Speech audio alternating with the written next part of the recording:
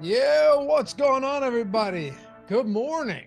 Happy Wednesday morning here. Couple days till the All-Star break. Welcome to the Stokastic.com NBA strategy show presented by PrizePicks. I'm Dave Loughran at Lafayette_D. With me today, 10-game slate, Adam Scherer at Ship My Money DFS, and then he'll be back again later tonight with Josh Engelman for the deeper dive. But we got some stuff to talk about today. Some games to break down, some odd scenarios, especially with Boston playing the second leg of a back-to-back. First things first, though, what's going on, man? Not much. 2 more days till basketball break, so that's nice. But yesterday was a good night for me again, so that was nice. Nice change up from the last month and a half. So I don't know, feeling good. Looking forward to tonight. Nice. Not a great night for me, but we got 2 more days to correct that. Are you doing anything over All-Star break? You are, right? Aren't you going to Georgia? Yeah, I'm going to Savannah. Who you going with? Friend. Oh, okay. Nice. Nice. Where'd you meet her? Bar. Oh, that's not what I heard. Oh, I'm just kidding. Nice. How long are you going for? A week? Going Friday, coming back Tuesday. So just All-Star break, not taking any time off. Awesome. Well, happy to have you guys with us as always. Happy to have you guys with us. And, we got 10 games. Hopefully you guys had a nice Valentine's Day. I always want to say Thanksgiving. I don't know. I've called to make reservations before and been like, I would like to make reservations for Thanksgiving.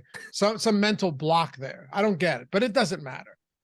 I'm kind of tired today, and gonna be a tough one. But hey, let's get into it. We got 10 games to talk about here.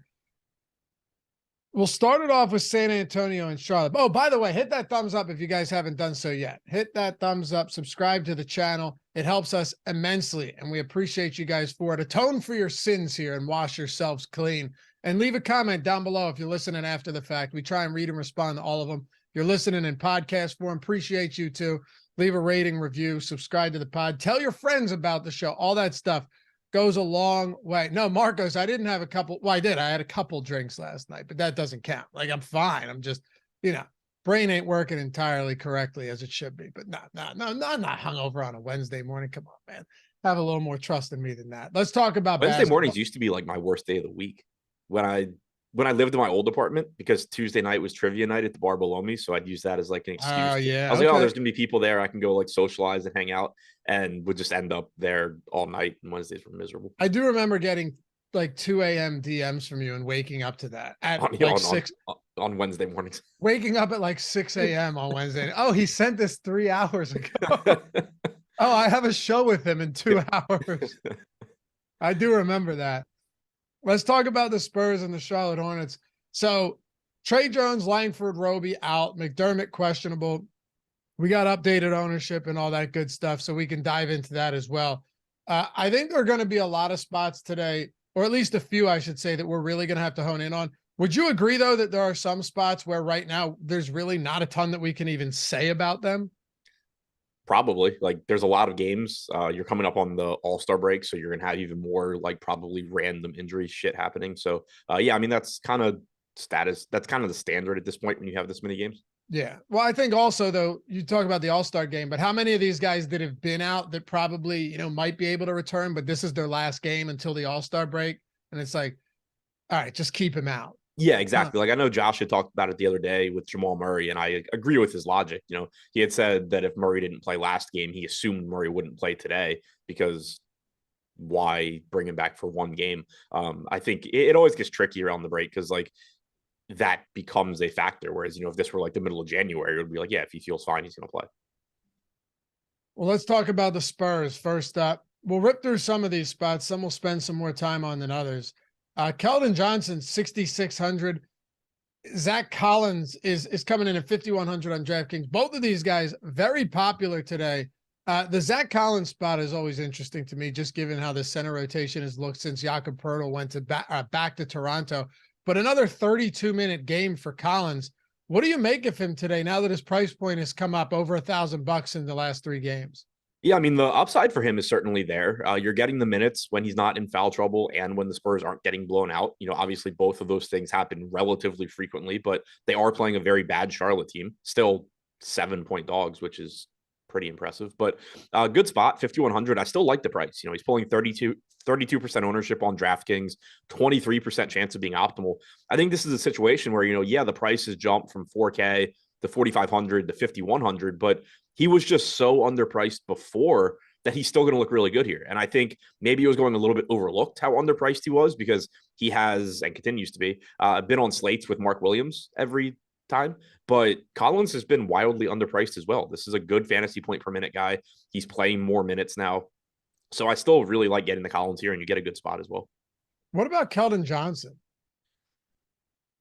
That the price tag's getting more and more appealing. He's down to 6,600. You have a good matchup. I think the ownership on him is a little bit aggressive, but I do think he's a good play here. He's a 30 to 31% usage guy without Devin Vassell on the floor. He's going to play big minutes, assuming this game's competitive. It's a good matchup. Overall, without Vassell, he's around 1.05 to 1.1 DraftKings points per minute. I agree he's a very good play. I think that, on a slate of this size, 34% ownership is probably aggressive, but it's early in the day. You're going to get a lot of things changing with ownership anyway. I certainly think he's a good play, though. Do you like Sochan or anybody else from San Antonio today? I think the rest of the team kind of just looks okay. Sochan 5K pulling 18% ownership right now. I don't have any issues with that. Came back, played 27 minutes last game. Wasn't in the closing lineup. Certainly could be in the closing lineup at in any given game. So I think he's fine there. Devontae Graham's up to 4K. Keita Bates-Diop's at 4,300. Neither of them are super appealing, but there is still a path there. Bates-Diop played 33 minutes last game. You don't have Stanley Johnson on this team anymore, so that should help his playing time out as well. Devontae Graham came off the bench, played 29 minutes.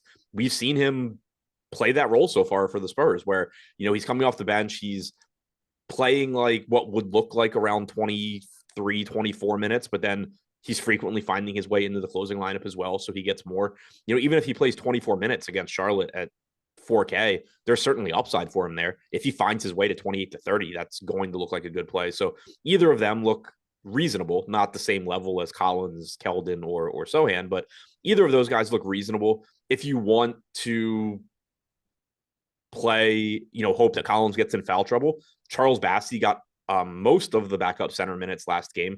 He is a good point per minute guy. And if you get the game where Collins fouls a lot and plays 22 minutes, you probably are getting, around 20 minutes from Bassey, but that's obviously just a very large field tournament play. On the other side of this one, you got Mark Williams, 0.97 DraftKings points per minute since he took over, with Plumlee leaving at the deadline. That price has come up. He was essentially minimum salary 5 days ago. Now he's 5,300. I think if he's sitting at this price, there's going to be a lot of spots where we just go, yeah, all right, I'll pass. But against the Spurs, it definitely makes this a little bit more interesting of a spot. Then you got guys like Gordon Hayward, who, if you got in on that early last game before his price came up, he absolutely erupted for 29, 5, and 8. Of course, he shot just wildly efficient. But it is just such a good matchup that even a guy like LaMelo Ball at this price point pays up spot. The total in this game currently sits at 241. There's actually a decent amount that I don't mind from Charlotte today, and none of them outside of LaMelo are really getting that much ownership. Yeah, this game is like the epitome of why gambling is good for NBA League Pass, because nobody would give a shit about this game, except it's probably going to be like the game that I want to watch the most based on how much action I have on it. Because, we just talked about liking a lot of the Spurs side. LaMelo at 10-4 looks good.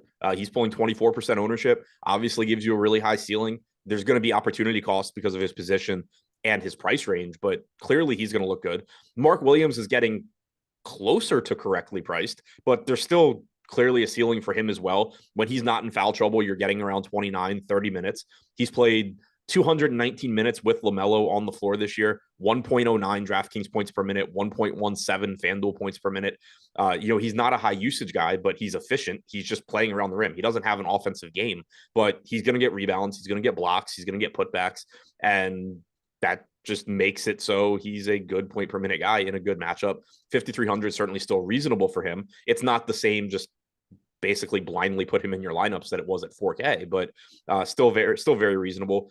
Rozier at 7,500, Washington at 6,100, Hayward at 5,800. They're all secondary plays to me. The minutes should be there. The matchup is really good.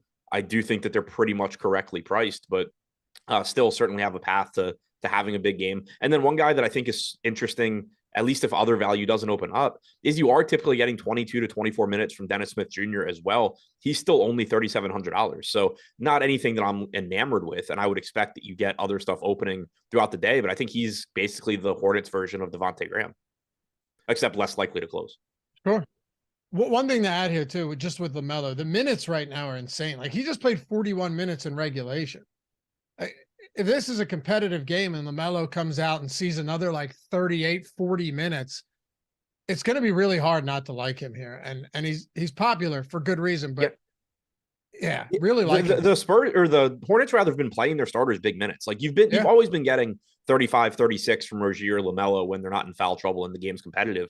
But I mean, last game, 35.5 from Washington, 33.5 from Hayward, LaMelo 41, like you said. So yeah, it's a pretty appealing team to get to. And I didn't mention it, but Nick Richards is basically the Charles Bassey version for the Hornets, where if Mark Williams gets in foul trouble, Nick Richards is picking up those minutes, and at 3,500 would end up looking good. He's a point per minute guy. It's just that on average, he's playing 18 to 20 minutes, which isn't great, but certainly has a path to being a good tournament play. Yeah. And good calling. Only a 9-player rotation and 66 minutes from the bench. Everything else went to starters last game. So yeah, and 24 of those 66 were from one guy. Right. Yeah. 24 of them went to what? Dennis Smith Jr. So yeah. Outside of that, 19 went to McGowan's. Like JT Thor played 7 minutes. And Nick Richards played 17.5. You basically had an 8-man rotation there. Yeah, exactly. Which makes them really interesting against arguably the worst team in the league, or the worst defense, no less. Talk about Chicago. All right. So no DeMar DeRozan in this spot. And to a lesser extent, just to throw this out there, Derek Jones Jr. is still out. Alex Caruso questionable, but taking DeMar off the floor today against the Indiana Pacers, another 231.5 total, 2.5 point spread, should be a competitive, relatively fast-paced spot for the Chicago Bulls. Let's get into this one a little bit. Nobody's getting a ton of ownership, but with DeMar off the floor, Levine and Vucevic have to at least be viable, right? Yeah, without a doubt. Like you just get more opportunities for them. Clearly, they're still going to cut into each other a little bit. It's not like when 2 of the 3 are out, but you're going to get a bump for both guys. They're also in a great matchup against Indiana, so you're going to be happy to get there. 681 minutes without DeRozan on the floor this year, just shy of 1.2 DraftKings points per minute for Levine with a 31% usage rate. Vooch has played 381 minutes, 1.38 DraftKings points per minute, 24.5% usage rate. You also potentially see a playing time bump for both because we know they'll run Levine out there for a ton of minutes. That's not unusual, but they'll play Vooch a lot of minutes when they have to as well. And not having DeRozan means you need Vooch's offense more, and not having Derek Jones means that you can't, you basically have to give those backup center minutes to Drummond. It wouldn't be surprising if you just end up getting like the 37-minute Vucevic game as well. Not that that's what I would project, but I think it just makes it a little bit easier to get there when DeRozan is out. So certainly like both of those guys. The biggest issue with Vooch that you're going to run into is just, we've already seen it. You have a cheap Zach Collins, you have a cheap Mark Williams, and we still have 8.5 games to get to at the center position. So the opportunity cost is going to be there, but Vooch does look very, very good. It's going to be easier to get Levine into lineups because of shooting guard, small forward eligibility. 8,500, he's going to look good. And then you just get to the value pieces where, Caruso probably is in the starting lineup at 3,400. He's not a great point per minute guy, but he's 3,400 playing 26 to 28 minutes, most likely against the Pacers. The Sunmu's going to have more solidified minutes at 4,400. Throw Drummond in with Nick Richards and Charles Bassey as a 3,500 or less backup center who is great on a point per minute basis and doesn't need a ton to break his way to be good. So, a decent large field tournament option. Minutes should be there for Patrick Williams and Kobe White as well. It's a pretty appealing team. It's not one guy that stands out as, you're jamming this guy in 40%, but it's just a lot of guys that are going to be useful plays. On the other side, I don't think there's a ton, but it is possible that, Isaiah Jackson becomes, you want to talk about center options. It's possible that he becomes the best value on the slate tonight, right? If Miles Turner and Daniel Tice are out, of course you need all the stars to align there, but outside of a cheap Mathurin, there's not a whole lot here with a largely healthy team. This center position, just given that your center and your center who started with Miles Turner out last game are both questionable to play, could really open things up in the front court for Indiana tonight. Yeah, absolutely. So if they're both in, Turner is just what Turner normally is, high upside tournament play, but very difficult to get to on this particular slate. If he's out though, you get a $3,500 Tice. So now you just have another value center. He played 22 minutes last game against Utah. Jackson played 26. Yeah, which kind of just makes you think you could get some games where Tice plays 26. So I think Tice would be like an okay value if he's starting. It's still risky because if Tice does play 22 minutes, you're at the risk of like he puts up a good point per minute game. He scores, 23 fantasy points at 3,500, and you're just dead in the water because so many centers just beat him by, 15, 20 actual points. Not to mention, even if Tice starts, it's not like he's a lock to even beat Richards, Bassey, Drummond. Like if any of the starters in that game get in foul trouble, those guys are neck and neck with Daniel Tice. So he'd still be a risky play, but certainly a viable one. If he and Turner are both out, you're likely getting a lot of minutes from Jackson, who we know is a good point per minute guy. He's 3,600, also center only on DraftKings. He had been power forward for most of the year. So that makes him, again, more difficult to get to, but very good point per minute guy. And if he's starting, it probably means that they are very short on centers. Exactly. Aside from that, though, I know we've got a little bit of ownership right now going to Matherin. He's seen his price point dip considerably. The team is mostly healthy.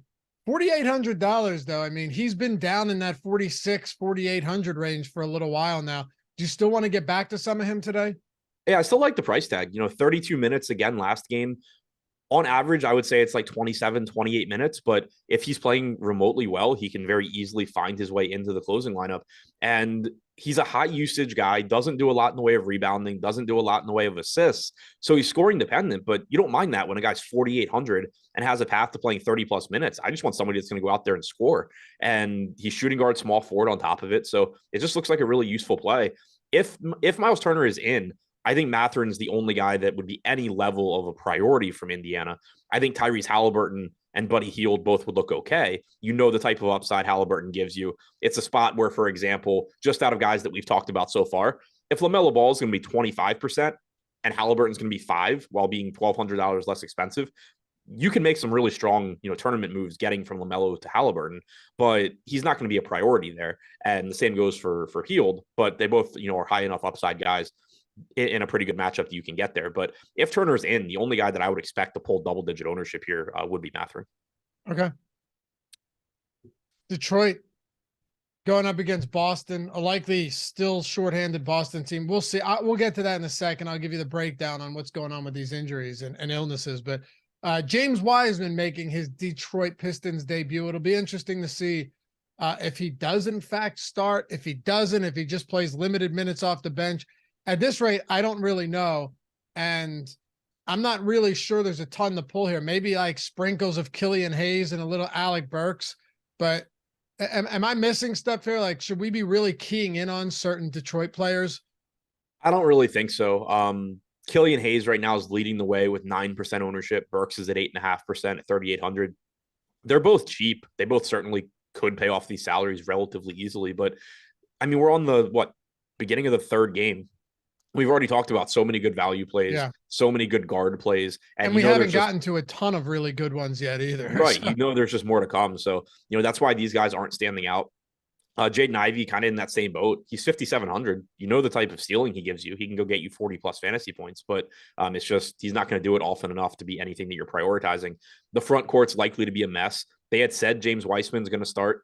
I don't know if that meant immediately. I don't know if he's going to take time to kind of get incorporated into the system. I don't know what the minutes are going to look like. If he starts, you have another $3,400 good point per minute center that you can certainly take shots on. I assume you would get some sort of really ugly split between him and Jalen Duren, but I don't know. Like if he starts, it's not the craziest thing to go to him at 3,400. Duren at 5,400, if he's starting, would look okay as well. But with Wiseman there, certainly should cut into his minutes. I think this is a really difficult team to want much of.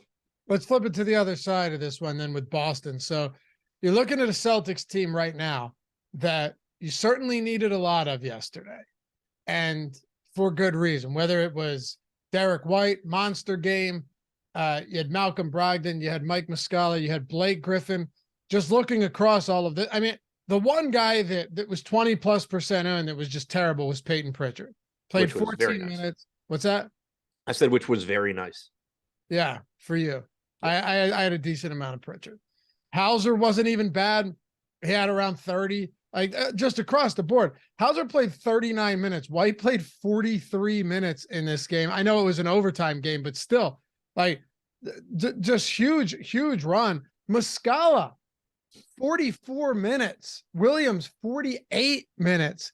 Take away overtime, it doesn't even matter, right? Like, these guys still played monster minutes, and now you're coming into a game. It's their last game before the All-Star break. It's the second of a back-to-back, and you're looking at Jaylen Brown out. Marcus Smart is targeting a return today, so pay attention to that. But then you have Derek White, who didn't travel with the team after that game because he couldn't hear well, like he was losing hearing in his left ear. That sounds concerning. Al Horford didn't play yesterday with knee swelling. There are so many moving parts with the Boston Celtics right now, and it's against a bad Detroit Pistons team, no less. Yeah, I have no idea who is going to end up being a good play from the Celtics. I'm very confident there are going to be good plays from the Celtics. We don't know who's playing. We know that Brown is out. Tatum, I assume, is questionable. I have no idea if he's going to play. Have no idea if Horford's going to play. Have no idea if Derek White is going to play. If Tatum is out and like White is in, just go right back to Derek White. 7K against Detroit. Certainly would love to get there. If he's out, you're getting probably at that point, like if Tatum is out and White is out, you probably have to start getting Peyton Pritchard minutes at that point. He's 3,800. That would make him look good. What about Smart there, though? What about Marcus Smart? Oh, true. Yeah, I forgot. At this point, I forgot he was even like on the team. I don't know for sure, but he said he's been targeting a return for today. So yeah, so if he's back, then you would go back to ignoring Pritchard. But we didn't have him in projections right now, so I totally forgot about him. But yeah, like I don't know who's going to be a good play here, but there's going to be good plays because you're going to get some combination of underpriced guys. And you know what will be rough too is if Tatum remains out and then White misses, but Smart plays, and then it's just one of those like, yeah, he'll be limited, but we don't know how much he'll be limited coming off a right ankle injury. And then he ends up playing either like 24 minutes or 35 minutes, right, and he's 6,500 against the Pistons without everybody else on the team.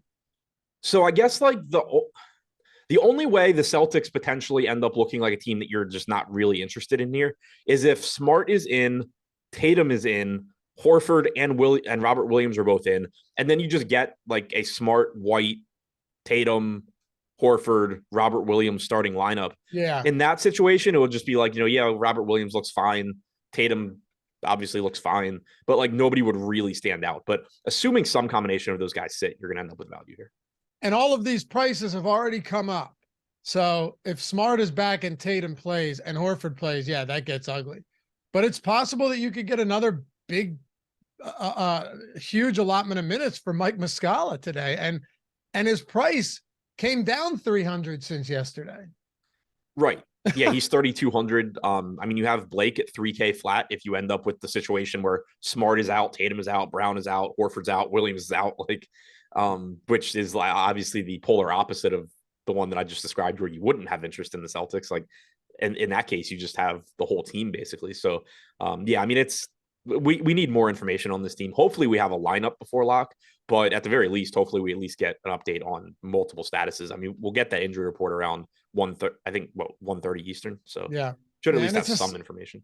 7:30 game. So not bad. We should know.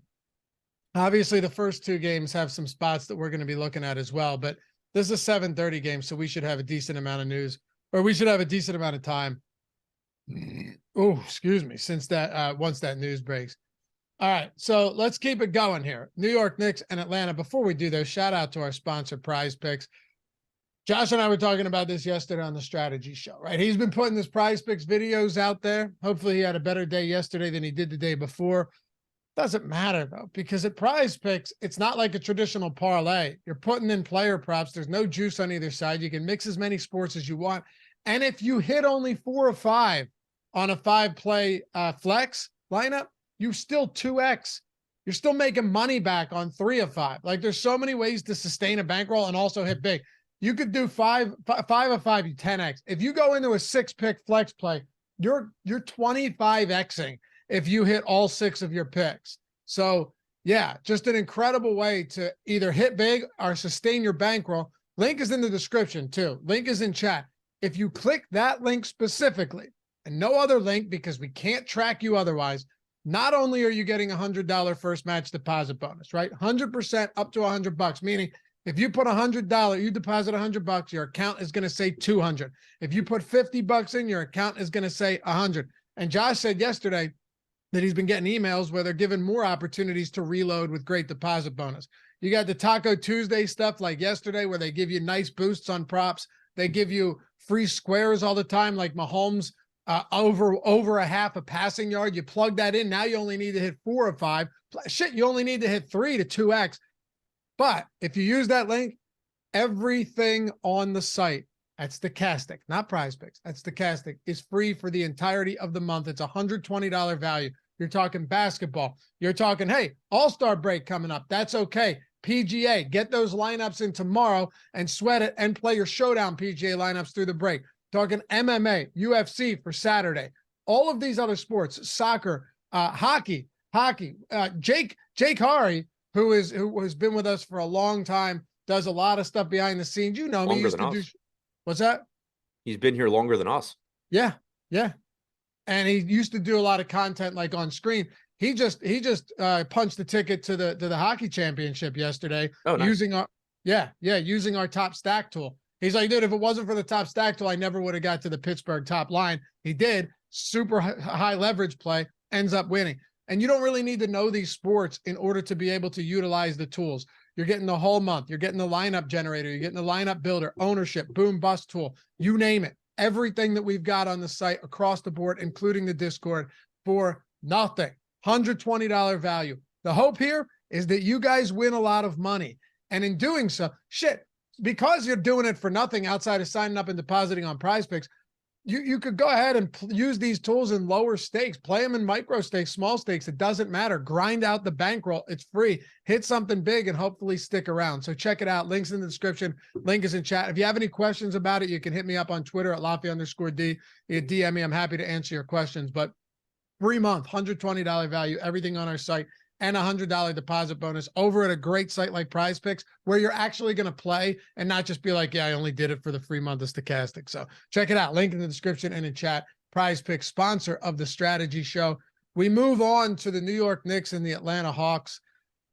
New York Knicks, generally healthy team outside of Mitchell Robinson still being out. It's not exactly the worst matchup that they've got going here, but with so many great spots on this slate, how much of this team are we getting other than bits and pieces of maybe their top dogs like Randall and Brunson? Because it seems pretty underwhelming. Yeah, pretty difficult to get much. You know, Randall and Brunson are always good options. 9,900 on Randall, 8,600 on Brunson. You know they're playing big minutes. You know that they play well, but it's just pretty much correct pricing on them. Good matchup, but just difficult to get to too much of them. Beyond them, I don't really see much of anything at all. On the other side, with Atlanta, John Collins is questionable, but honestly, and I wanted your opinion on this. I was just looking over, Popcorn Machine, looking at rotations today, was curious to know where you stood on this. Like with him out last game, you got 21 minutes from Sadiq Bey. And then outside of that, it was kind of just like nobody, Bogdanovich off the bench got his 31 or 32 minutes. Trey played big minutes. Hunter played big minutes. He's probable. Murray played 40. Capella played 29. But does anyone really benefit enough from Collins potentially being off the floor to be like, hey, on a 10-game slate, this guy's a smash? Probably not. It partly depends on the starting lineup. You got Sadiq Bey last game. He only played 21 minutes, though. So you got 13.5 from Jalen Johnson. You got 17.5 from AJ Griffin. If you were to get a different starting lineup where one of the cheaper guys, Johnson or Griffin, starts, then you potentially are getting some really good value there. AJ Griffin, shooting guard, small forward. Jalen Johnson is not even listed in our stuff, so I don't know what he is, but he's cheap. But if you're getting Bey starting at 5K, I'm not really interested there. Are you interested in anything from Atlanta as it stands right now? Not really. Trae Young at 9,600 is in that same mold as like Tyrese Halliburton as far as high upside, slightly less expensive pivots away from LaMelo Ball. But between the two, I would rather go to Tyrese Halliburton in his matchup. There's nothing that looks very appealing to me at all from Atlanta. All right. See, the next game to me is really interesting for a couple of reasons. I'm talking about Miami and Brooklyn. Very low total here, 215. Miami Heat are 1 point dogs on the road. But you're looking at this rotation from Spoelstra last game. 8-man rotation. You got 42 minutes from Strus. Butler played 32. Bam played almost 35. Vincent played 34. Caleb Martin played 28. You had 7 guys play 27 plus minutes. Orlando Robinson played 14. But as it stands, what a condensed rotation that we saw. And Tyler Hero is out. Victor Oladipo is out. Kyle Lowry's out past the deadline. We already knew that. I mean, I know Strus's price has come up, and I know he's very scoring dependent, but if you're getting monster minutes like that, don't we have to at least look back and go, God, he's projecting for 8% right now?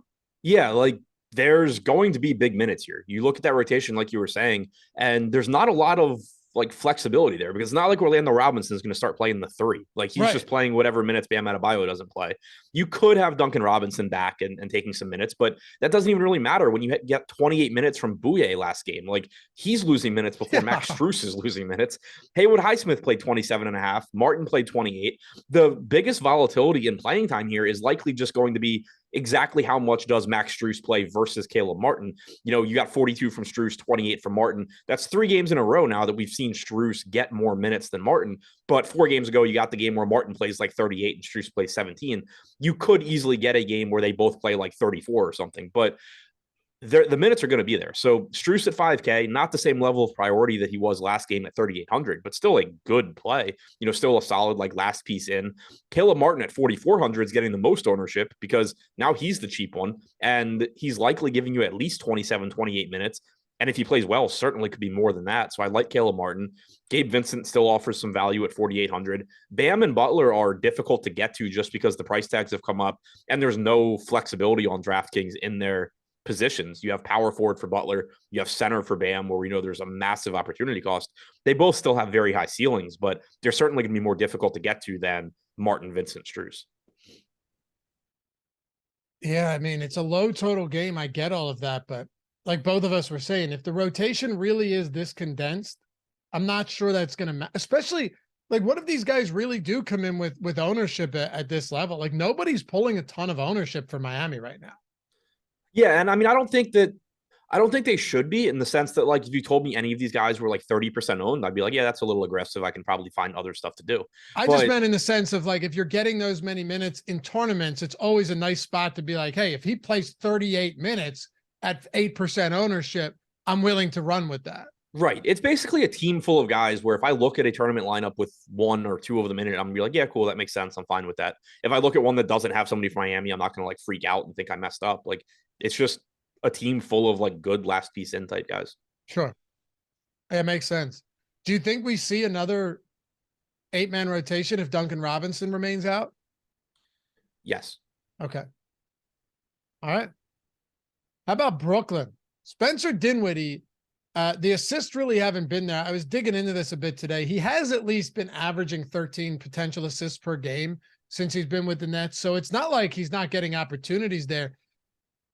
Who else facilitates on this team? Ben Simmons is getting backup minutes behind Dorian Finney-Smith right now. He played 12 minutes last game. Like who else is it going to be? I don't know. It's a terrible matchup. Don't get me wrong. I'm just throwing this out there, you know, kind of forward looking approach that Dinwiddie can't keep having like 3-4 assists per game. Yeah. Dinwiddie should end up getting more assists. I mean, the counterpoint is this offense is just full of guys that play defense. But it's still a really low number. Like right. Yeah, like I'm not expecting to really go to him today, but if his price tag keeps dropping, it is certainly something to pay attention to. The only guy getting any ownership here right now is Cam Johnson at 5K. And I get it. You know, he's likely giving you 28 to 30 minutes if this game's competitive. He is one of the best offensive players on this team. So like, I get it. I don't love him. I don't think he's that different from Max Strus. So like he's getting twice the ownership is kind of weird, but he's the one guy I could see getting some of here. The rest of it is tough. You know, Simmons obviously just completely unplayable at this point. Nick Claxton's price tag's coming down. We know he's good without Kyrie and Durant, but you've seen his playing time come down a bit. The rotation they ran last game is a bit different, where Ben Simmons wasn't the pure backup. If they go that route, you could start getting those big Nick Claxton games again, but I don't know how often they'll go that route. You still didn't get a lot of minutes from him last game. Outside of Cam Johnson, if I had to just gamble on one guy in tournaments here, it probably would be Claxton. But this also just doesn't strike me as the slate where I'm looking to play very risky $6,700 centers. Well, last game Sharp was the pure backup, and Ben Simmons was purely backing up DFS, if I recall correctly. There was one stretch. There were a couple stretches where Simmons was the backup center. I don't think so. There were. Really? I have it open. Oh no, you're right. Starting the second quarter. You're right. Yeah, and starting the fourth quarter. Yep, you're right. And then first and fourth quarter were behind Dorian Finney-Smith. Yeah. Also, Seth Curry's back today. So what do his minutes do in this rotation for a spot that already doesn't look good? Yeah, agreed. Yeah. All right. I don't think we need to spend much more time on this game then, do we? Nope. How about the Cleveland Cavaliers? You see the total in this one sitting at a robust 216.5. So the two lowest total games on the slate are back to back here in the show. Cleveland 2-point dogs. Everyone is healthy for the Cleveland Cavaliers today, which generally speaking on larger slates makes them pretty unappealing. I guess the only question would be not, hey, how much do you love this Cleveland team today? Because I know the answer to that is you don't. But are there any maybe leverage spots, like any good tournament plays from Cleveland today? Because it doesn't appear that our tools would bear that out. Yeah, I mean, nothing that stands out. It's one of those teams where like everybody's projected to be quote unquote underowned, but you're talking about, 4.5% optimal for Jared Allen to 2.8% ownership, 4.2% optimal for Mobley to 3.1% ownership. Like very, very, very low probability plays that are just getting a little bit less ownership than that. It's just a bunch of guys you're not going to get much of. If they're in a tournament lineup to differentiate, fine. You're still getting a high ceiling from Mitchell, from Garland, from Allen, from Mobley, but there's nothing that I'd be getting a lot of here at all. Same with the Sixers, though, kind of, right? Like, I guess we could talk about Joel Embiid, but it's not a particularly good matchup. You have Jokic possibly without Jamal Murray today. You have other spots for high-priced players. Joel Embiid, to use your language, could be another casualty of the slate, despite how good he's been this season. Yeah, it's just going to be really difficult when you think about it in terms of like we've already talked about. If you play like Zach Collins and Mark Williams combined, they cost less than Joel Embiid does. Obviously they're taking up an extra roster spot, but just thinking about it, like in terms of the salary, yeah, Embiid's got a massive ceiling here, but it is a really difficult matchup against Cleveland. And he's just really expensive when you have so many good centers in the mid range that he needs to basically all not have big games. It just becomes really, really tough to get to him. The one, I guess, would be slightly different if like you just get a ton of guys ruled out between now and lock. But even then, I think you're probably going to prioritize paying up at other positions instead of centers. So it's going to be tough to get to him. It's certainly tough to get to a $9,800 Harden, assuming that Embiid plays. Maxey, Harris, Melton, all fine. Like they're fine in the sense that like if things break perfectly, they're cheap enough they can have big games. We saw that last game with Maxey where you had an injury, so he played a bunch of minutes in the second half, but they're not guys that I would actually expect to get to. All right, good. See, this is what happens when you got 10 games. We can really hone in on some of them and throw some others out. Also, appreciate you guys. Crushed 100 likes. We got about 550 people watching right now. It's good stuff on a Wednesday. Appreciate you guys. And hey, subscribe too if you haven't done so yet. What are we at right now?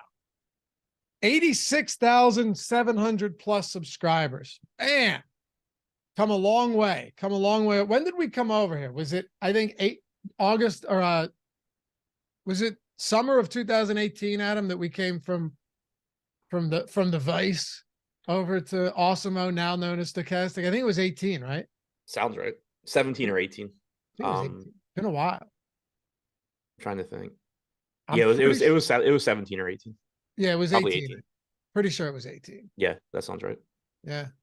Build up a nice community of some good people around here. You guys make these worthwhile. Houston, 9.5-point dogs.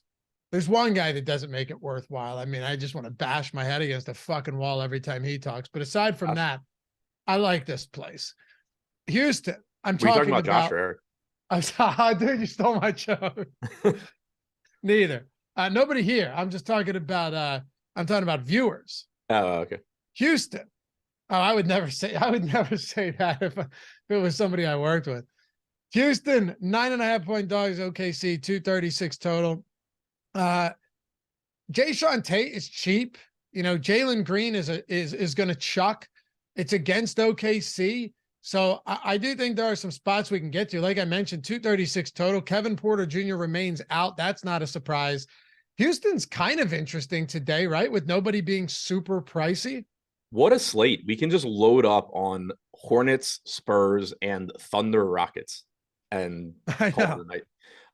Yeah, Houston looks great. Like they were really, really difficult to get to last slate. They were in a tough matchup. You had a bunch of other, really good options to get to, but now they're back in a more favorable matchup. Should be a high scoring game. Still no Kevin Porter Jr. and falling price tags. Alperen Şengün's down to 7,800. Jalen Green 6,800. Green's going to go out there and chuck 31 to 32% usage rate without Kevin Porter Jr. on the floor. Alperen Şengün, the opportunity cost gets you, but he is cheap. And if he avoids foul trouble, he's likely playing big minutes. You got 33 again last game against Philly. And that, doesn't include the 3.5 minutes of garbage time. He was looking to play around 36 minutes again. He sees the offense basically run through him with the exception of Jalen Green taking a bunch of shots with Kevin Porter Jr. out. Assist percentage goes up, usage rate goes up. He's about a 1.3 to 1.4 fantasy point per minute guy without Porter on the floor so far this season. 1.23 DraftKings points per minute for Şengün without Porter on the floor this season. 23.5% usage rate, 22.9% assist percentage. He looks good here. And then you get to, the secondary options. Jayshawn Tate starting 3,600, shooting guard, small forward. Disappointing game last game, but still played 24 minutes. You're likely getting 24 to 26 from him. Jabari Smith finally had a solid game last game out. He's 5,300. Good price tag on him. Reasonable price tag on KJ Martin at 5,500. Tari Eason's down to 3,900. I wouldn't play him with Jabari Smith, but he is a good point per minute guy. He is on average going to probably give you 20 to 22 minutes. If Jabari Smith were to get in foul trouble, you just immediately get a very good Tari Eason game. So nothing I'm going crazy on, but at 2% ownership with small forward and power forward eligibility at 3,900, I think he is an interesting large field tournament play. Did play some minutes alongside Jabari Smith last game as well. That's a big deal because we really hadn't seen much of that this year. And when you have, it's typically been without a center. So it's been like when you're getting Jabari Smith at the 5, but like they opened the second quarter last game with Tari Eason, Jabari Smith, and Alperen Şengün all on the floor. So you got some minutes where they were playing together. If they're going to do that more going forward as a result of Eric Gordon not being on this team, it's going to make Tari Eason a much, much more interesting play than he has been for most of the year. What about SGA on the other side of this one, just given how good this spot is tonight? Yeah, he's up there with LaMelo where, he's pulling 15% ownership. He's going to play a bunch of minutes. You do have Dort back, which cuts into his usage a bit, but it's still a really, really good player at a correct price point facing the Rockets. I have no issues getting to him. I think he looks really good. Beyond him, there's not much that stands out, but it is still a good matchup. If you want to take shots on Josh Giddey, if you want to roll the dice on a $4,600 Lou Dort or a $6K Jalen Williams, all of those guys are okay. You're just not going to be as comfortable with them as you are with SGA. Do you have anything else for OKC that stands out? Because I agree. SGA, LaMelo Ball kind of in the same bucket today. Just like both good spots, good matchups, fast-paced games. Not to mention that both of them are playing massive minutes right now. Once you get past that, though, like Giddey, Dort, who's back, Jalen Williams, it thins out a lot, though, right? Yeah. After that, it just becomes really tough. Like the next guy that I guess I would mention if I had to would be like center Jalen Williams, but the games like he had against the Lakers where he goes and plays 30 minutes are just so few and far between. Last game played 16 minutes. Jeremiah Robinson Earl's back. He played 18. Kenrich Williams, played 30 off the bench. That certainly doesn't always happen, but it happens enough to where it's just tough to get to, anything else. And you have so much opportunity cost at center as well. It's just not really a slate where I want to be gambling on Jalen Williams. I'd rather be trying to get, Nick Richards or Andre Drummond and hope you get foul trouble from the guys ahead of them if I'm going that route. So to me, SGA is the guy that like you should be getting to and you will get to. Giddey, Dort, Jalen Williams, the wing, all are reasonable contrarian tournament plays. And then after that, I don't really see anything. All right. We got 7 down, 3 to go. It'll get a little bit more interesting here in a couple spots, but 7 down, 3 to go. Also, someone was just asking about the lineup generator. Can you guys explain what the lineup generator is and what it does? Yeah, dude, it's actually, somebody, matter of fact, I was looking, we have on Slack, not to show you how the stuff is made around here, because it doesn't matter actually. But like for our Stokastic Hall of Fame thing, you guys know where we induct you into the Hall of Fame. We give away free subscriptions. We had one that came in this morning. Shout out to Nolan Hara, because he's posting us this stuff at like 3 a.m. after it all comes in. And there was one that said like first day using the lineup generator. Yeah. Got the NBA lineup generator on the very first slate. This happened. Third place in the end one. It was $600, which is awesome because I was saying it's half off. It's like $440 for the first week. That, hey, even if you're playing the end one, even if you're playing $2 a day, it's worth trying this out. And very happy to see that for Bailey Finch, it generates lineups, man. We're taking Adam, maybe you'd be better because you understand the inner workings of certain things better than I do when it comes to like simulations and stuff. How it's pulling all of the best lineups after running and simulating like thousands and thousands of lineups, and then it's just putting the best ones into the lineup generator that you can choose from.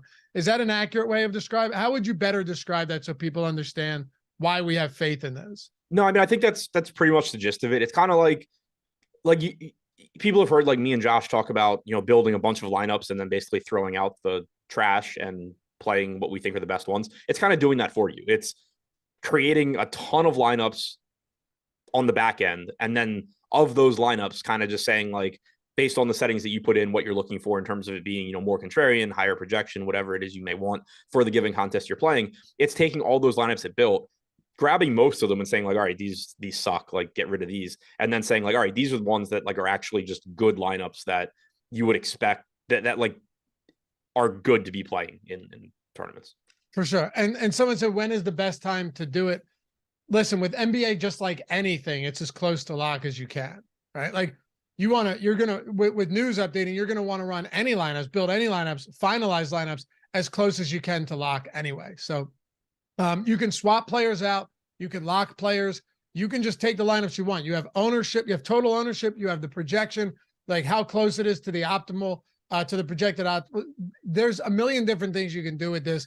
Half the links in the description too, and in chat. If you have that link, can you throw that in chat, Jacob, for me? It is $9 a week. So half off, it's around like $450 or something for the first week. Even if you're only playing a couple bucks a day, check it out. We've had some big wins I'm seeing coming in the Hall of Fame channel with the lineup generator. So yeah, pretty cool tool. Absolutely a cool tool. And it's great for guys. Maybe you don't have all the time in the world, or even if you do have time and you still want to use this to see the best projected lineups that we generated, that we kept after throwing all of that other stuff in the trash.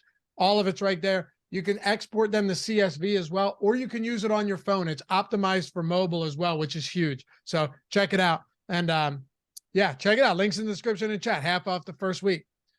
Hopefully you win enough and then you just cover the costs.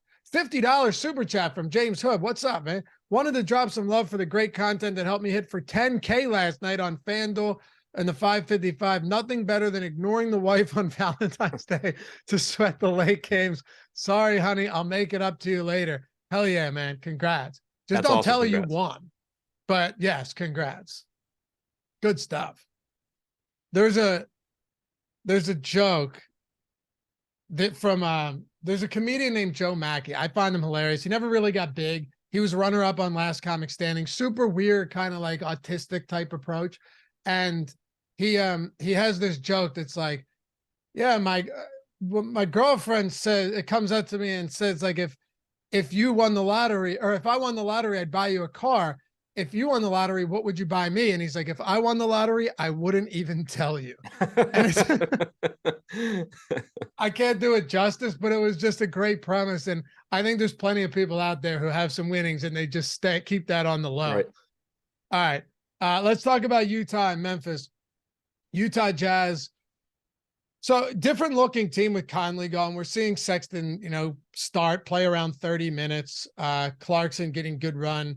Taylor Horton Tucker still 4,300. Are there any priorities though today against the Memphis Grizzlies? Not really. Clarkson at 6,900 gives you a nice ceiling. Sexton certainly still playable at 5,600, but we have a lot of good guards today. Nice to see the field expected to come back to reality on Taylor Horton Tucker. 4,300 projected for 7% ownership. Like there's that path to mid to upper 20s for him, but it involves foul trouble and garbage time. And also then the minutes still breaking his way. Like last game, you had Walker Kessler in foul trouble. They easily could have run more lineups, run Horton Tucker out there for more minutes. They still didn't. So not really excited to get to him. Obviously, if you get to Markin and Olynyk Kessler, those guys all give you really nice ceilings, but there's nothing that really stands out to me here compared to, other things that we've talked about. What about on the other side with Memphis? We already talked about guys like SGA. We talked about LaMelo in great spots. How does John Morant stack up against these guys at basically the same price point tonight? I think he looks pretty similar. He's getting the least ownership, which is interesting. It's not like this is a bad matchup against Utah. I don't really know why. If LaMelo's getting 25% and SGA is getting 15 and Morant's getting 10, so you're getting 45% combined ownership there. I don't mind kind of just playing like 15% of each instead of trying to figure out which of them is, going to do the best. It lets you get basically over the field on Morant at the expense of LaMelo, taking an approach like that. So I think they're all very similar. You do expect more minutes from LaMelo, which is probably why he's getting more ownership. But from a range of outcome standpoint, they are just very, very similar plays. They all look good. They're all guys that I would be wanting to get to. Anything else from either side? Do you want to get to more Brooks or Bane or anything in this one? Brooks is really, really cheap at 4,300 on DraftKings.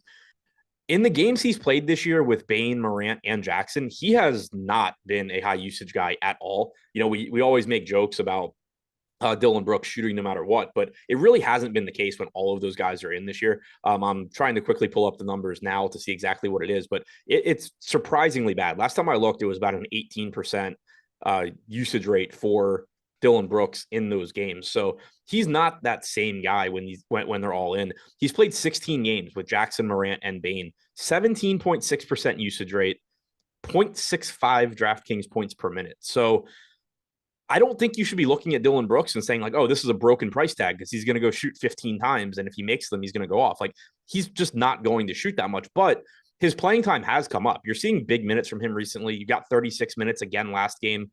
So I think he's a good value at 4,300. Just kind of need to change the way that you think about him, where normally the kind of just immediate take is just, oh, well, he sucks at shooting, but he's going to just let it go anyway. He really doesn't when all three of these guys are in. So you're playing a low usage guy that's going to play hopefully 34 to 36 minutes in a good spot.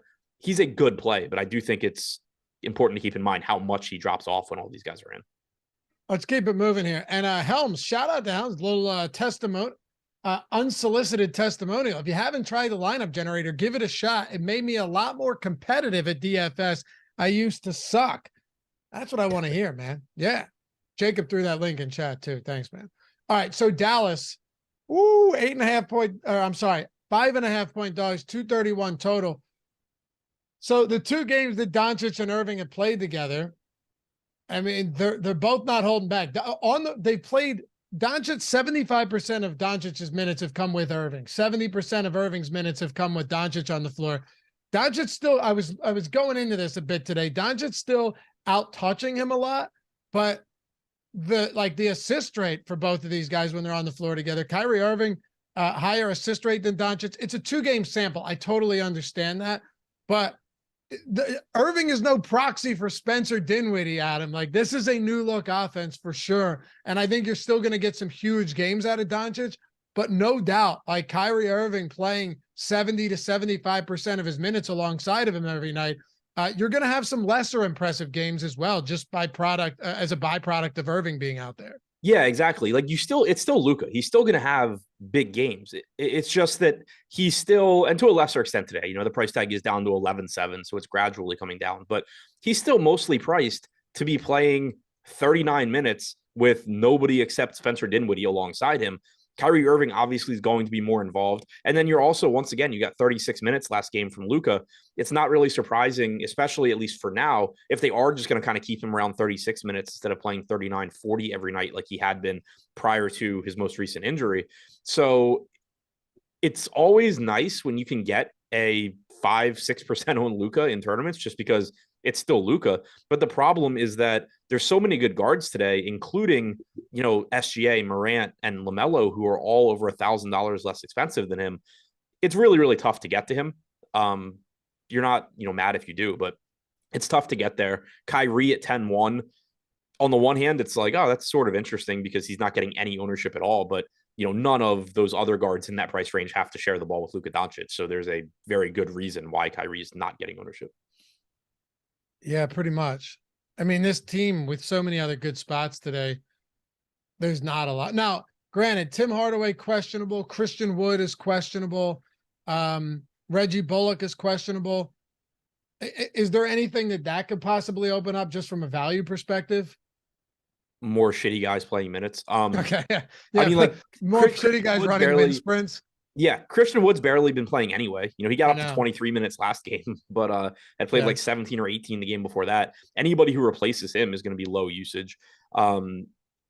If Tim Hardaway is out and Bullock is in, you should be getting Bullock starting and playing a bunch of minutes, but he's Reggie Bullock. Like, who cares? If they're both out, I don't know. Frank Ntilikina plays more. Like, it's just this team doesn't have anyone that does anything offensively that is not named Irving, Doncic, Hardaway, or Wood. It's not like there's some sixth man waiting on the bench to step into more minutes. I guess if like Hardaway and Bullock were out and they moved Wood back into the starting lineup, that would have an impact. But other than that, I don't really care. What about Denver? Like, it wouldn't be surprising at all if Murray doesn't play, if Gordon doesn't play last game heading into the All-Star break. And then you've got Nikola Jokic sitting there at 11-8. But as it stands right now, this is one of those situations we'll have to monitor. And unfortunately, it's a 10 p.m. game. So hopefully we get news earlier than later. Yeah, this is another one that if everybody is in, you get Jokic looking good at 11-8. Again, kind of the same issue as Embiid from a pricing standpoint, where it's tough to get there because you do have so many good cheap centers and then guards that you can pay up for and build really good lineups that way. If you didn't have that, you'd be looking at, a 25-30% on Jokic, but he's pulling 15-16% ownership. That makes sense. He's going to look really good. He'll look better if Jamal Murray is out. His point per minute production does increase a little bit. If Gordon is out, if Murray is out, Gordon's going to look better. If they're both out, Michael Porter Jr. looks better. Bruce Brown would likely start if Murray is out. Chanchar starts if Gordon is out, most likely, but he's up to 4K. There's nothing that I think is a true priority here, one way or the other. Jokic obviously is going to look the best no matter what. But if Gordon and Murray are in, I'm not really interested in anything outside of Jokic. If those guys are out, then it does make everyone who is starting look better than they otherwise would have. If everybody's in, yeah, it's a weird spot. If Murray does sit though, then you're getting into a situation where you look at some of these spots, and if Gordon's out, Chanchar played 28 minutes last game. Bruce Brown played 32. Christian Brown played 26 minutes off the bench. Does that open enough up to where you say, listen, these guys aren't the greatest per minute players, but maybe there's some cheap enough options? Or do we say like, hey, there's just going to be so much value on a 10-game slate that we don't have to load up on the value here? Yeah, I mean, I think it's pretty much that. Like if those guys are out, sure, you can get 16 to 20 minutes from Ish Smith. You can get Christian Brown playing, mid to upper 20s. But on this slate, I just don't really care outside of random large field tournament lineups where they fall into it. The pronunciation of that being Brown is so odd to me. Yeah, I thought people were messing with me like halfway through the season when I was saying Braun, and people in chat corrected me. And I was just like, all right, these people cannot read. But yeah, it's Brown. It is. And I've known several people with this last name always pronounce Braun. Always. Yeah, I've never seen this pronounced Brown. No. Shocking. New Orleans Pelicans and the LA Lakers. Let's close it out. 9 down, 1 to go. Some great timing. We're getting you guys in and out, expediting the process with comprehensive analysis as well. I mean, how do you my favorite part of every show is when we are like perfectly timed and then you stop to tell everyone that we perfectly timed it and we end up going over. Because then we go over by like, we get down a rabbit hole too sometimes.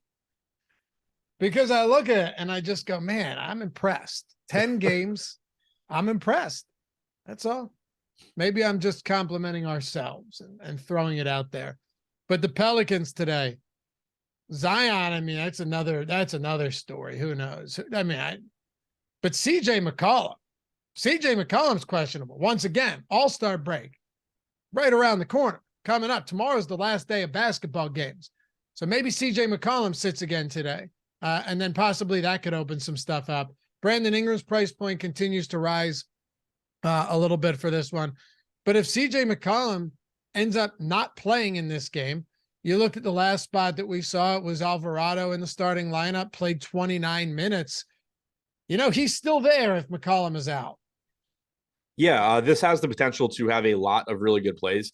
If McCollum, it's kind of like Denver in that if McCollum is in, I think this team is still more interesting than Denver given the matchup and the prices. But it's like if McCollum's in, Ingram looks good, but not great at 8,200. Richardson looks okay at 3,900. Joe Val's okay at 5,800.